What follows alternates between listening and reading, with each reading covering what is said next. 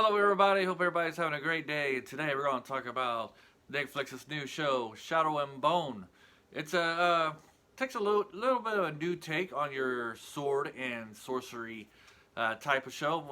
This deals with guns and sorcery, and it does pretty good in making this universe works. I would say that if time period wise, I would probably relate this more to the late 1800s, early 1900s, around that time period. And yeah, so as you probably seen a lot of a lot of our videos on here. We talk about a lot of stuff that deals with the magic and sorcery, but a lot of them deals with sword and sorcery type shows. So this is somewhat of a new take, having guns involved. I'm not saying it's reinventing the wheel or anything, because there's been other shows that deal with sorcery and guns, but this primarily takes place with guns and sorcery. And the basic plot of this is you have this, they call it the Fold. It's this big old cloudy area that has monsters in it, and it's basically right in the middle of a kingdom, which happened hundreds of years ago, and the kingdom split up into two. And one of the subplots is the side of the kingdom where the king is not living in is wanting to break away from the other kingdom. It's a very small plot in this TV series. And then they're looking for a person with magical ability to be able to end the Fold. I think they call it like the Sun. I don't know. I can't remember the name. And if I did remember the name, I don't think I'd be able to pronounce it. Anyways, they're able to control like sunlight or just light and period, because the Fold was created by somebody who controlled darkness. They call him the heretic, and I don't want to go into more than that, but they're trying to end that. And it basically revolves around three or four different groups. You have the main group. The main two characters is a guy and a woman who grew up together as children. They didn't want to be, they could never be separated. They want to be together all the time. And so throughout this whole series, they're always trying to be together. They get separated from the part, and then they're not part, they're trying to reconnect. One of them, the guy, he's like a great fighter. He can, great hand to hand. He can do weapons. He's like a soldier. And then the girl, she's in the army too. I think you have to be in the army, as it kind of hints at. But anyway, she's just like a map maker type of person. So that's one group. And then you get the second group, which is like, you have a gun guy who can't miss. I like him. He's a pretty cool guy. And then you have a woman assassin who I believe doesn't kill people, or I don't know how that happens. And then you have kind of like their leader. He's like a guy in like a hat. He looks like a mobster boss a little bit, but he looks like he's practically probably a poor man's mobster boss in this one. And it's kind of sounds like if this girl has a job to kill somebody, he's the one that actually arranges it to happen, because the woman assassin is very religious. And then then you have like, the third group is, I don't know if I want to count the villain. It does kind of follow the villain, but it's actually a lady who works for the villain, and she gets kidnapped, and it's getting ready to get sold into slavery. And then they have something between her and a guy. And that group, her and the guy who's going to sell her into slavery, they kind of fall for each other. That group doesn't really have much in this season. I imagine they're going to play a bigger role in the later seasons. But it's just mainly, this season it is about those two connecting together. Have never read the series. I look forward to see what part they're going to play in the later seasons. Especially her, because I don't want to give away, but she eventually, I don't want to give anything away with that, because it's kind of has something to do with going forward.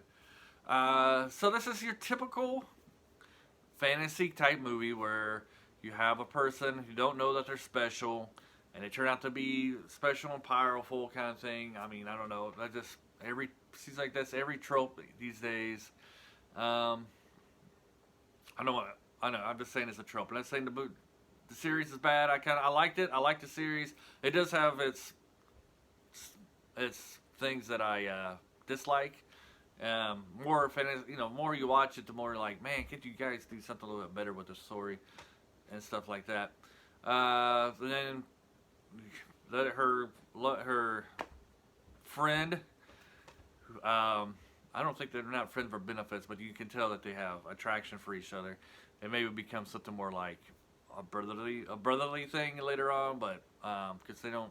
Well, anyways, their story's kind of good. Like she gets separated because they find out that she's actually the person, the one with the sun magic sorceress that they're looking for, and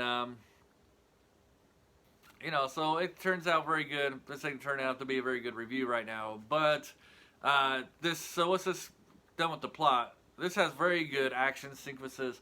The special effects is really well done. The acting is great. Really enjoy the actress. I don't know her name. I didn't write notes for this one. The actress who played the assassin. I think she did a very good job with her part. And I really enjoy the guy with the guns. Like his character. I like that whole group really. The poor man's mob boss, the assassin who won't kill anybody, and the gun. I could have watched the whole series about them. I didn't really care too much about the main actress. Her storyline's pretty good. She's a good actress. I don't know. Just kind of getting tired of the same storylines. This person, she's just so-called, like a person's just a farmer, and then all of a sudden they turn out to be this very important savior type of character. I just wish one time they would just make a show where the hero knows that they're a hero, and they just go around destroying things and just saving the day, like real cocky like. I think that would be a great storyline. Maybe I'm wrong in this. Things I didn't really like. That's one thing I didn't really like. The other thing is, so the guy with the guns, he's gay, and I don't like the part that he's gay, but I don't like the part that for some reason they just have him making out with the guy, and you just assume that they do it, and it's like a 15 to 20 second thing, but it's like, why is this even in this series? Their relationship has nothing to do with the storyline, with the plot, or anything. They just throw it in there, and it's kind of like, they're trying to give that community a bone. Like, here you guys go. Hope you're happy. There's nothing there fleshed out. Now, if it's something that evolves, because I never read the books, so if it's a series and something evolves in that relationship later on, I can understand. But as for right now, for the first season, it just feels like it's something that you could have cut it out. We didn't really need to see that. If you just want to show us that he's attracted to that guy, you did a great job. You didn't need to go through the whole thing.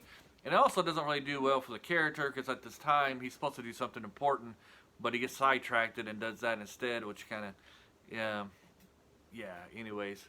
And so the other thing I don't really like is, like, the male character, the guy who likes the main character, he has kind of got some plot armor. I mean, you don't survive a Gatling gun shooting you, and then you still survive, and you don't survive. Like, there's a lot of times where he should be dead, and there's nobody there really to fix his wounds. So he should be dead, and he somehow miraculously survives. So it's like, what, stuff like that. It's kind of why I'm going to turn off of the Marvel superhero things, because it gets kind of unrealistic.